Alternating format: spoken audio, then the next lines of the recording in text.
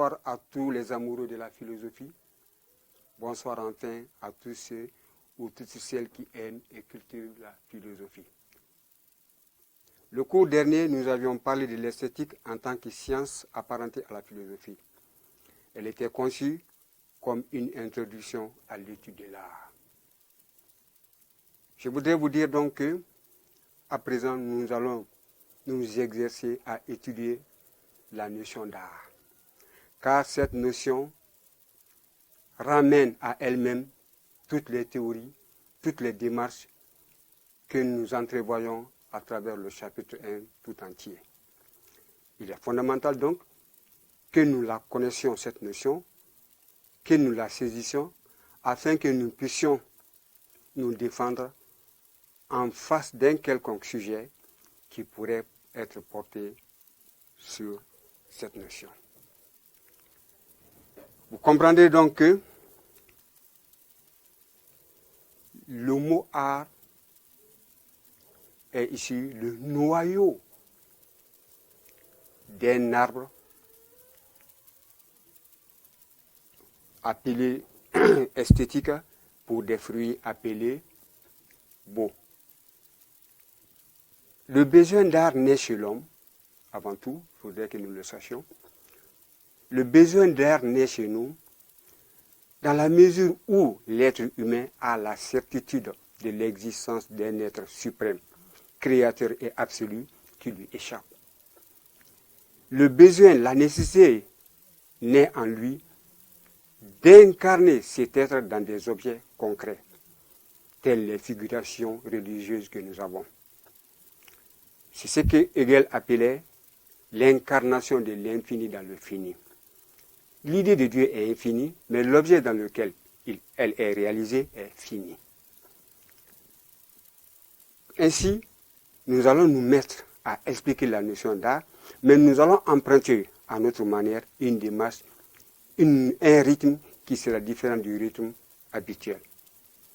En ce sens, vous allez noter avec moi, et à fur et à mesure que nous évoluons, je vais chercher à expliciter certains passages.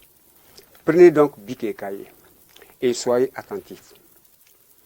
Lorsque je vais dicter, je vais reprendre la lecture au moins 3 fois et quand je vous dirai point ou commentaire, vous comprendrez qu'il y a une explication à suivre.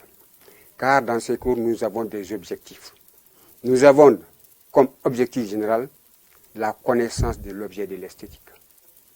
Et nous avons comme objectif spécifique ou pédagogique à distinguer l'art de la nature, l'art de l'artisanat. L'art comme le but de l'esthétique. Qu'on appelle l'art comme l'objet de l'esthétique en vue du beau. Donc nous allons chercher à expliquer à peu près je voudrais dire, le but de l'art. Vous prenez bic et nous évoluons. Écrivez. Aperçu général. Lorsque nous projetons notre regard ou que nous prêtions notre ouïe autour de nous, lorsque nous projetons notre regard ou que nous prêtions notre ouïe autour de nous, lorsque nous projetions notre regard ou que nous prêtions notre ouïe autour de nous, 2 catégories d'existants s'offrent à notre conscience. 2 catégories d'existants s'offrent à notre conscience. 2 catégories d'existants s'offrent à notre conscience. Point. Qu'est-ce que nous voulons dire? C'est que dans ce monde gigantesque, dans ce monde qui nous échappe, il y a 2 sortes de créatures. L'une des créatures n'appartient pas à l'homme, n'a pas pour origine l'être humain. L'autre catégorie concerne des objets qui dépendent de l'homme.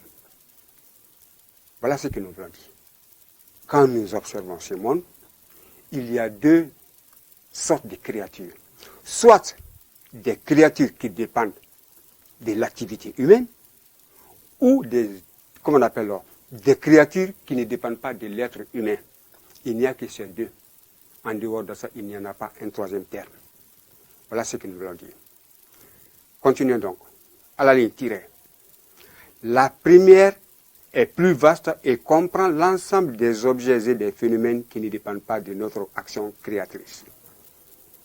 La première est plus vaste et comprend l'ensemble des objets et des phénomènes qui ne dépendent pas de notre action créatrice. La première est plus vaste et comprend l'ensemble des objets et des phénomènes qui ne dépendent pas de notre action créatrice. Oui, vous avez des exemples.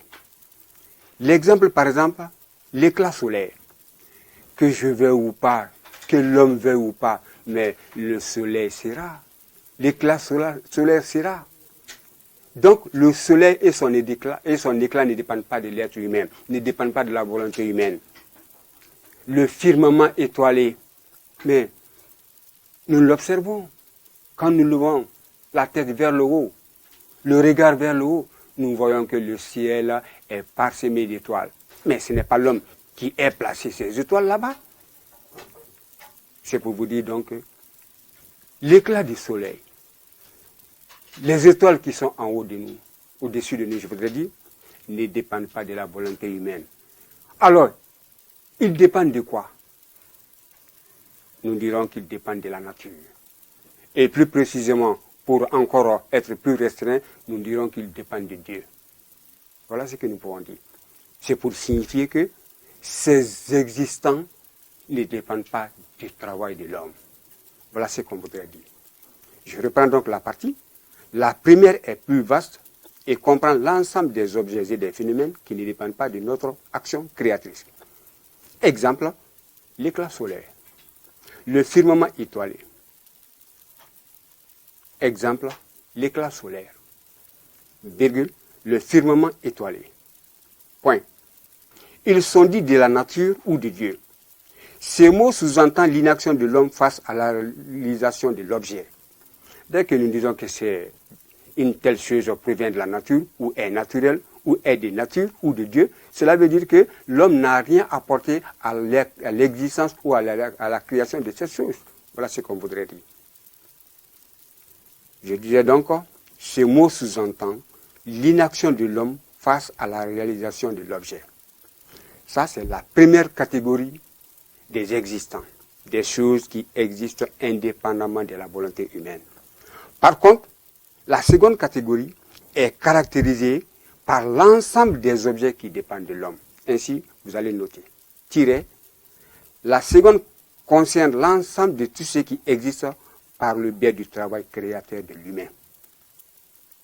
La seconde concerne l'ensemble de tout ce qui existe par le biais du travail créateur de l'humain.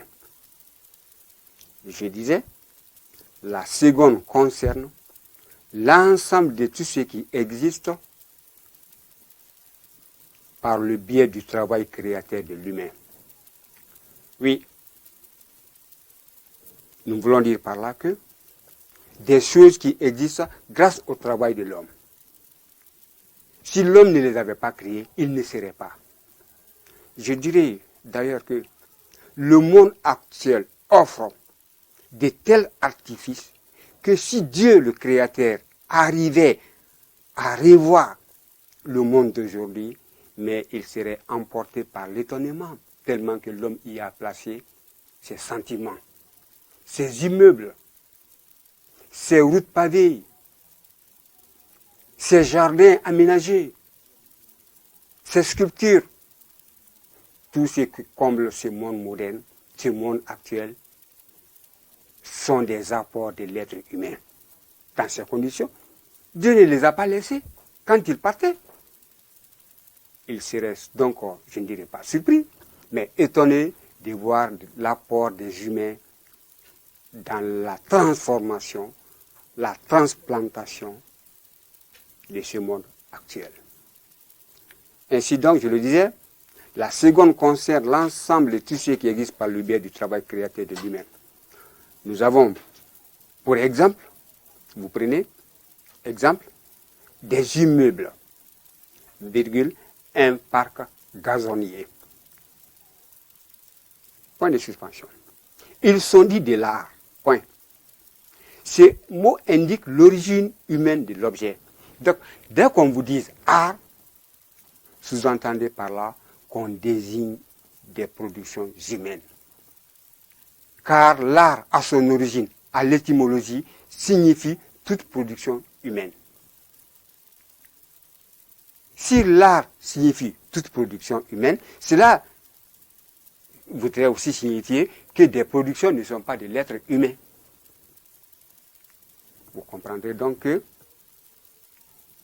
le mot art désigne tout ce qui est fait par l'homme. Dès que c'est fait par l'homme, on dit c'est art. Par exemple, aussi, la voiture qui passe, est-elle de Dieu? Non, est-elle art? Ah, la montagne qui s'annonce là-bas, est-elle de l'art? Non, de la nature. Ainsi, nous arrivons à distinguer ce qui provient de la nature et ce qui provient de l'homme. Tout ce qui provient de la nature est appelé naturel. Donc, on le radical nature. Tout ce qui vient ou qui provient de l'activité humaine est appelé art. Le mot art, donc, est, comme on appelle, l'empreinte humaine en vue de signifier que la chose dont il est question est de l'être humain. Ainsi, vous arriverez à faire la distinction entre ce qui est de la nature et ce qui est de l'homme. Regardez les objets. Ah, tiens, la montagne. Ah non, ce n'est pas l'homme qui est à l'origine de la montagne. Donc la montagne est d'origine divine ou d'origine naturelle. Le fleuve qui coule, mais ce n'est pas l'homme. Bien vrai qu'avec la modernisation, l'homme arrive à faire quelque chose. Mais ce que je voudrais dire, à l'origine, le fleuve n'est pas l'œuvre de l'homme. Donc c'est une œuvre naturelle ou divine. Tandis que la musique, la sculpture, le portrait d'un serpent, mais il y a le serpent naturel, offensif, et il y a le serpent humain, inoffensif. Ce serpent humain est art, car il a pour origine l'être humain. Cette distinction, je crois que vous pourrez en faire les vôtres. Je continue donc. En conséquence, vous écrivez, en conséquence, virgule, il est aisé de comprendre que la nature est le contraire absolu de l'art. En conséquence, virgule, il est aisé de comprendre que la nature est le contraire absolu de l'art. En conséquence, virgule, il est aisé de comprendre que la nature est le contraire absolu de l'art. Je disais, en conséquence, virgule, il est aisé de comprendre que la nature est le contraire absolu de l'art. Mais, bon, point virgule, écoutez-moi, laissez les bics. Si la nature est le contraire absolu de l'art, cela va sans dire aussi que de l'autre côté, de façon dichotomique, l'art est le contraire de la nature. Les deux conviennent donc en sens contradictoire, contraire. Car la nature ne dépend pas de l'homme. L'art dépend de l'homme. Si nous les comparons, alors nous verrons que l'un est le contraire de l'autre. C'est pourquoi nous disons que, en conséquence, il est aisé de comprendre que la nature est le contraire absolu de l'art. Point virgule. Que l'art est l'opposé lexical de la nature. Que l'art est l'opposé lexical de la nature. Que l'art est l'opposé lexical de la nature.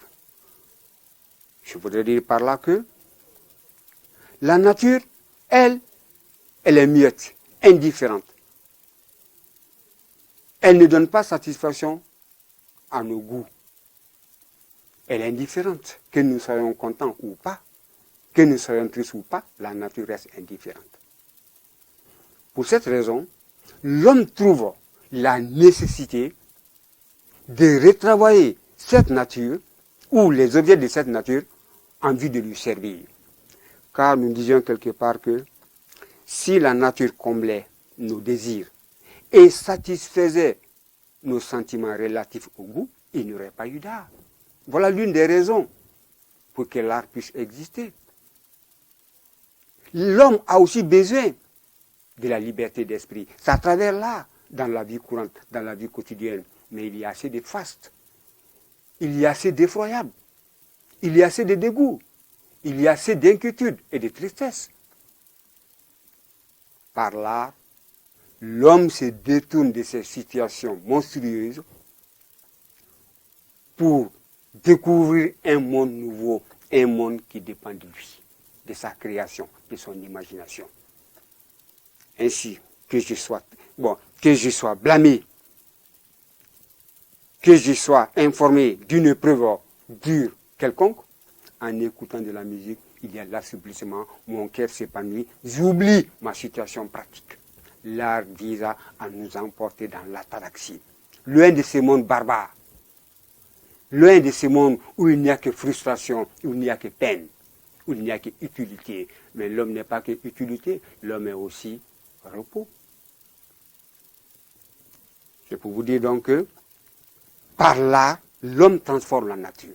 L'homme transforme la nature, l'homme ajoute donc quelque chose à la nature. C'est pourquoi, quelque part, Bacon disait que l'art est l'homme ajouté à la nature. L'homme ajouté à la nature. Cela signifie quoi? Cela signifie que la nature peut lui servir de source d'inspiration. Il peut emprunter à cette nature des matériaux, ses moyens. Mais cependant, en réalisant son œuvre, il va ajouter quelque chose. Cette chose qu'il ajoute là va créer la différence entre la chose ou l'objet naturel et l'objet artistique. Ainsi donc, nous comprendrons que l'art consiste à magnifier la nature. L'art consiste à transformer la nature. L'art consiste à faire de la nature ce qu'elle n'était pas. La nature en elle-même, elle est effroyable. On ne l'ose pas. Mais lorsque cette nature est reprise par un artiste, mais elle devient attrayante. Elle devient attrayante. Dans un sujet déjà passé, il était question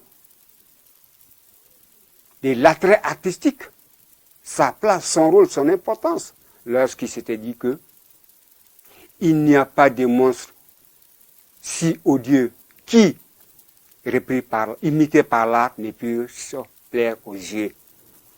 Le serpent naturel, dès que je le verrai ici, mais je vais détaler, je vais me chercher, parce que je sais qu'il est offensif, je sais qu'il est source de malheur ou de douleur.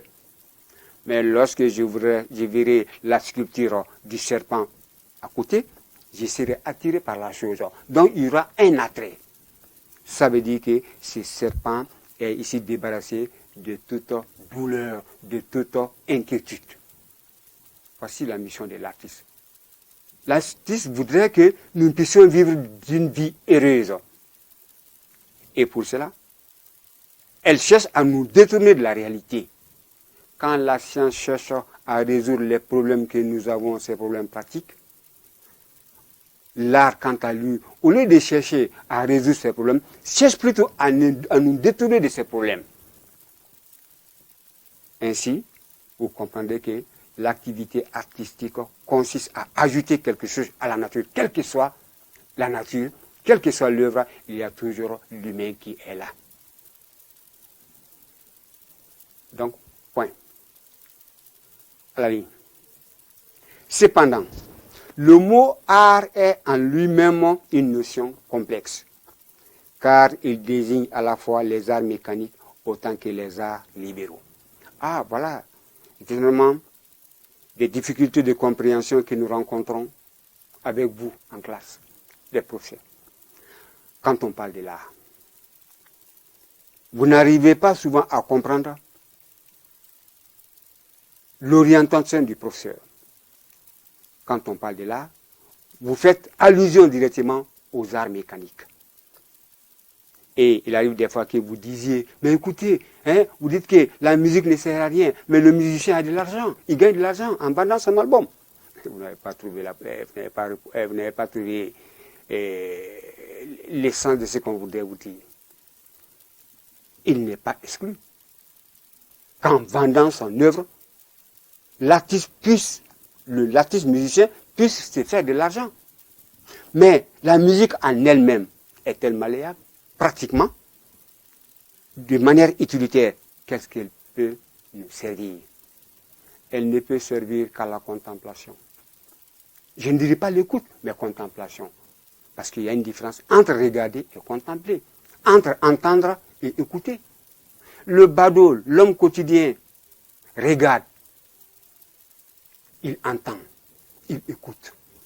Mais lorsque nous sommes en face d'une œuvre d'art et que nous sommes emportés, c'est-à-dire que ce regard, cette écoute est accompagnée de plaisir extrême, alors nous ne dirons plus regarder ou écouter, mais nous parlerons plutôt de contemplation. Ainsi nous contemplons l'œuvre. Et lorsque nous contemplons l'œuvre, nous sommes extasiés, nous sommes dans l'ataraxie, nous sommes hors de ce monde présent, nous oublions notre existence. Nous sommes dans un monde de quiétude, dans un monde de silence, où notre âme s'épanouit. Ainsi donc, comme je le disais, il ne faut pas de façon indéfinie comprendre que l'art est purement d'ordre mécanique. J'entends par art mécanique l'ensemble des productions au cours desquelles l'homme fait plus usage du corps, des muscles, des mains que de l'esprit. Dans le mot mécanique, vous avez le mouvement. Donc, des ouvrages qui se caractérisent par le mouvement du corps, par le mouvement des muscles, par le mouvement des mains, et pour une finalité externe. Dans le cadre des arts mécaniques, nous pouvons citer la forge. Regardez bien un forgeron en train de fabriquer une daba. Le mouvement du corps. Lorsque le fer est placé sur l'enclume et qu'il essaye de taper le fer, son corps est en branle. Il est en mouvement. Lorsque vous le regardez, vous êtes attiré par ces mouvements va-et-vient que par l'œuvre qui se crée. Ce sont des arts mécaniques. En deuxième lieu, lorsque le forgeron aura fini de fabriquer la tabac, il vous dira, monsieur, tenez, votre tabac est fini. Mais ça, c'est une finalité première. Parce que la daba est appelée à faire autre chose, à permettre autre chose, c'est-à-dire racler la terre. La daba serait donc le prolongement du bras humain. La manche, c'est le bras, et la lame maintenant, c'est la main. Ainsi, on va gratter la terre facilement. Donc, le travail du forgeron a servi à quelque chose. Vous prenez un menuisier qui est en train de raboter, mais regardez le mouvement du corps. Lorsqu'il aura fait la chaise nous servira à nous asseoir, excusez-moi. Voilà ce que nous pouvons entendre par art mécanique. Les arts mécaniques sont l'ensemble des productions au cours desquelles l'homme fait plus usage du corps, des muscles, des mains que de l'esprit. Ça veut dire que l'esprit n'est pas là. Ça ne veut pas dire que l'esprit n'est pas là, mais l'esprit est vu une fois pour toutes. C'est le corps maintenant qui travaille. Ainsi, il y a les arts mécaniques, il y a les arts libéraux. Mais dans le contexte des arts libéraux, il y a quelque chose à comprendre. Car nous définissons les arts libéraux comme l'ensemble des productions au cours desquelles l'homme fait plus usage de l'esprit que du corps. Nous définissons les arts libéraux comme l'ensemble des productions au cours desquelles l'homme fait plus usage de l'esprit que du corps. Là, il y a une certaine ambiguïté de compréhension qui mérite d'être élucidée. Puisque si nous disons que les arts libéraux désignent et qu'on appelle la prépondérance de l'esprit dans la création. Mais le laborantin, le savant, ils n'utilisent plus l'esprit que le corps. Un laborantin qui est en face d'un microscope, qui regarde à travers le paroi d'un microscope, ça travaille plus l'esprit que le corps, que les mains qui sont là pour régler, si vous voulez, pour préciser. Il n'y a plus l'effort, la verve, la chaleur de la pensée que, ici, l'effet de la main. C'est comme le savant. Regardez un peu la caricature d'Albert Einstein. Les yeux hagards, les cheveux ébouriffés. On a même peur de lui approcher. Oui, il est versé dans la réflexion. Il réfléchit. Mais à tout prendre, qu'il s'agisse du laborantin ou du savant lui-même, leurs travaux, leur activité sert à quelque chose en fin de compte. Le laborantin qui aura découvert des virus, que Dieu fasse que vraiment on puisse trouver solution à cette pandémie qu'on appelle coronavirus, entre parenthèses. C'est donc le laborantin qui aura trouvé, qui aura découvert des virus, va proposer des médicaments par l'intermédiaire du médecin. Et en fin de compte, on pourra guérir la maladie. Donc, le médecin aura pour appui le laborantin qui lui aura donné l'existence de quelque chose. Mais il a réfléchi avant d'avoir la chose. Mais cependant, la finalité est que sa réflexion a servi à quelque chose. Nous sommes dans un cadre où nous recherchons une activité qui se suffit à elle-même. Comme je dirais que la daba est faite, alors on va simplement regarder la daba. Mais non, c'est pas ce qui est. C'est pour vous dire donc que le laborantin ne nous intéresse pas. Parce qu'en fin de compte, son travail sera utilitaire. Nous l'écartons au même titre que le savant.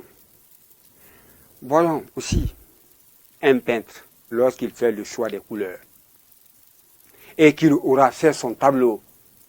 Ce tableau va servir à quoi? À regarder, je disais, contempler. Contempler et encore contempler. Chaque fois que nous regardons le tableau, mais nous sommes emportés par l'effervescence de la beauté. C'est-à-dire quoi? Lorsque nous regardons le tableau, nous nous écrions « Eh !» Il faudrait que nous trouvions un vocable. C'est beau, nous disons en fin de compte. Donc ici, le beau est l'expression d'une exclamation par l'attrait d'un objet concret. Je regarde le tableau, j'écoute de la musique, il arriverait des fois que je m'oublie et que je commence à dodeliner la tête. Je serais un imam. J'aurais dit à la mosquée que Dieu a interdit la musique, n'écoutez pas la musique. Mais lorsque des enfants dévergondés mettent de la musique à côté, je serais tenté, emporté par l'inconscience, je serais emporté à remuer la tête. C'est lorsque j'aurai fait la prise de conscience que je vais dire Aksafullah. Ça veut dire quoi? Ça veut dire que je suis imbibé, je suis emporté, je me trouve dans un monde de merveilles, c'est-à-dire une ouverture à l'imagination. L'art est l'imaginaire. Ainsi donc, vous comprendrez donc que les arts libéraux, qu'ils soient musique ou artistes musiciens, qu'ils soient peintres, et comprenons-nous, lorsque nous parlons de peinture, en matière d'art, le peintre est celui qui fait le mélange des couleurs. C'est à l'aide des couleurs, c'est une colorie. C'est-à-dire un mélange de couleurs qui nous offre la beauté. Ainsi donc, le musicien, l'architecte, parce que ne voyez pas la maison qu'on habite, mais regardez, par exemple, l'art musulman, la mosquée, regardons l'art chrétien, l'église, mais si c'est pour, comment on appelle, vénérer un Dieu, mais l'espace est là pour ça, mais pourquoi élever le mur jusqu'à un tel niveau? C'est pour atteindre le divin. C'est purement un sentiment humain. c'est purement une vision humaine qui nous met en relation avec le divin. C'est pourquoi la mosquée est aussi élevée. C'est pourquoi l'église est aussi élevée. Donc ne voyez pas seulement le fait que l'immeuble nous abrite. Non, mais ça c'est secondaire. On fait abstraction à ça en matière d'art pour ne tenir qu'à la forme. C'est pourquoi vous comprendrez que l'art est abstractif. On abstrait le contenu pour ne nous en tenir qu'au formel. Ainsi, que je prenne le film ou un cinéma. Mais le cinéaste ne photographie pas le monde tel qu'il est. Et d'ailleurs, ces individus que nous voyons à travers le cinéma, à travers le film, sont des personnages. Qui sont-ils? Ils n'existent pas réellement. Ils naissent de l'imagination de l'artiste ou du cinéaste. Ainsi donc, on nous présente un monde imaginaire, un monde né de l'imagination de l'artiste. Dans les films des Chinois, nous voyons chaque fois des gens qui vont se battre dans l'espace. Nous voyons des ninjas qui essaient de fendre la terre. Mais en réalité, c'est impossible.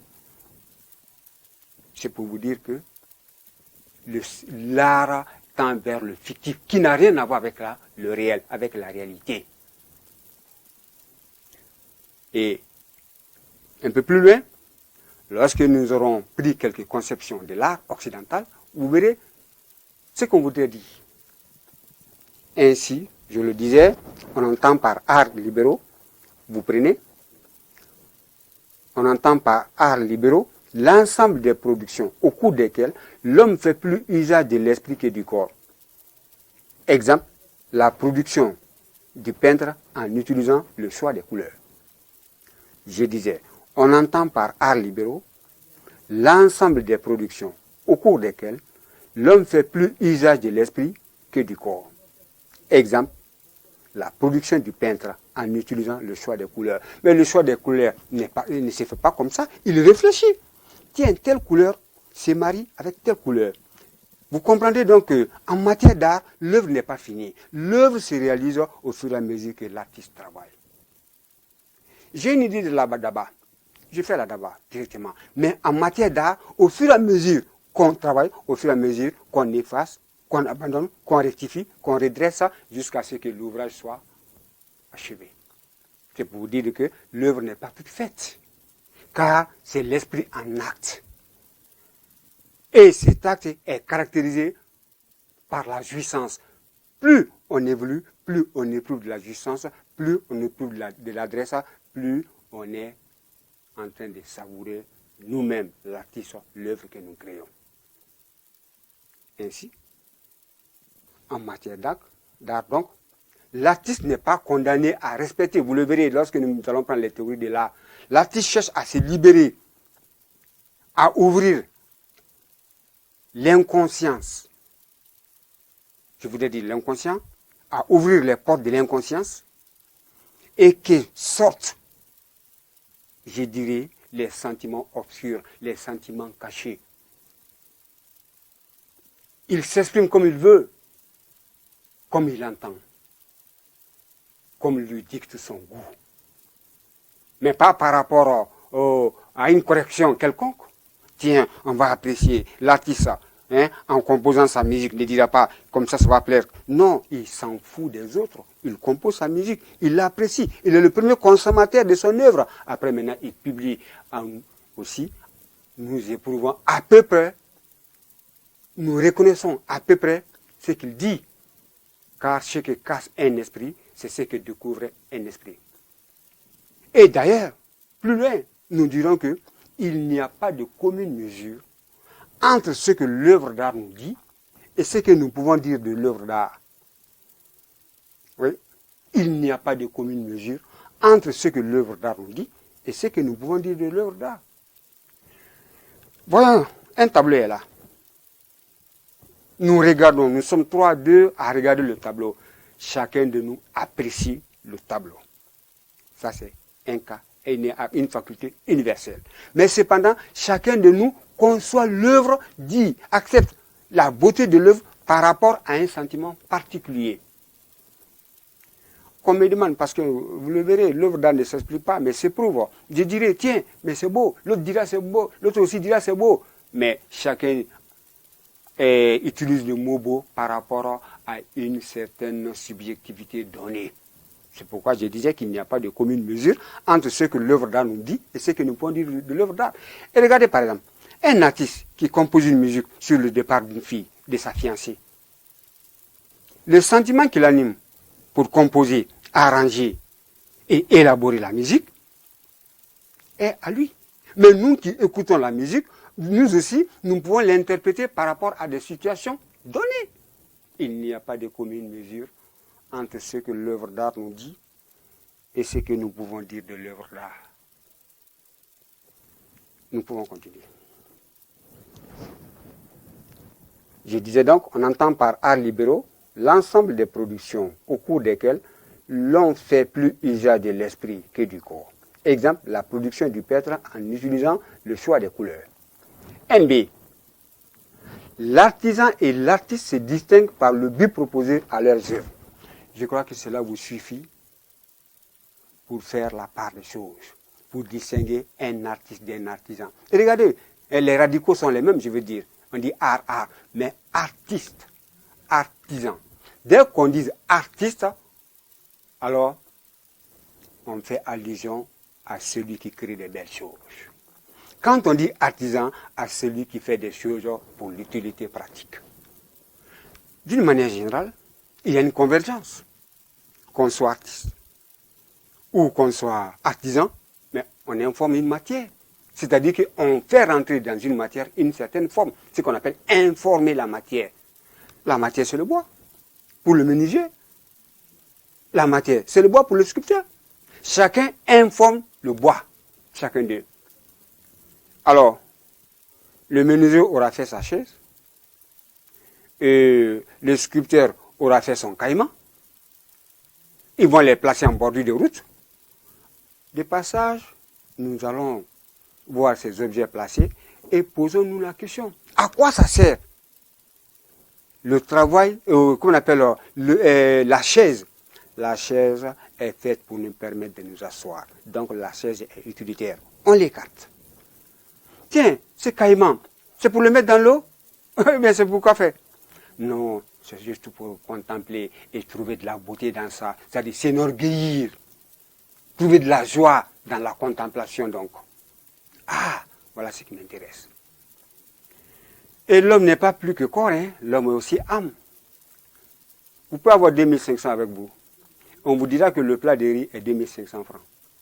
Et on vous dira que la statuette coûte 2500 francs. Vous préfériez acheter la statuette que le manger. Pourquoi? Parce que l'homme n'est pas que manger. Si les aliments nourrissent le corps, mais les œuvres d'art nourrissent l'âme, elles nous regardissent.